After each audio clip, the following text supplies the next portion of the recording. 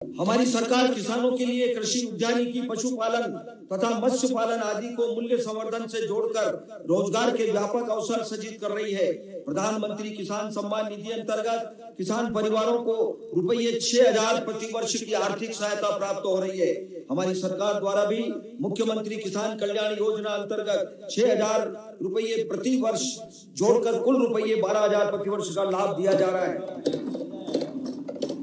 भावांतर योजना के अंतर्गत सोयाबीन के लिए 6,44,000 किसानों को रुपये 1,292 करोड़ का भुगतान किया गया है। भावांतर योजना के सुपरिणामों से प्रभावित होकर अन्य प्रदेशों द्वारा भी योजना में रुचि दिखाई गई है। महोदय, हमने विगत बजट भाषण में मुख्यमंत्री कृषक उन्नति योजना प्रारंभ करने की घोषणा की थी। इसके अंतर्गत किसानों को पारिस्थितिकीय संतुलन हेतु सहायक फसलें लेने पर राज्य सरकार द्वारा विशेष प्रोत्साहन राशि देने का प्रावधान है।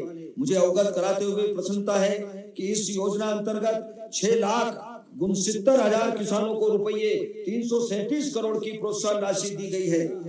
जैविक एवं प्राकृतिक खेती हमारी सरकार की उच्च प्राथमिकता है। हमारे प्रदेश में देश का सर्वाधिक प्रमाणित जैविक खेती क्षेत्र है। एपीडा संस्था द्वारा 10,13,000 हेक्टेयर तथा वनोपज संग्रहण सहित कुल 21,42,000 हेक्टेयर जैविक प्रमाणीकृत क्षेत्र पंजीकृत है। National mission for natural farming अंतर्गत 1,89,000 किसानों द्वारा 75,650 हेक्टेयर में प्राकृतिक खेती का लक्ष्य है। नरवाई जलाने की प्रथा को समाप्त करने के लिए फसल अवशेष प्रबंधन में उपयोगी कृषि उपकरण उपलब्ध कराए जाने के साथ सैटेलाइट के माध्यम से मॉनिटरिंग की जा रही है। किसानों की सुविधा के लिए उन्नत सूचना प्रौद्योगिकी के उपयोग को बढ़ावा देने के उद्देश्य से एग्री GIS, MP किसान मोबाइल ऐप तथा एग्री स्टेट का उपयोग किया जा रहा है।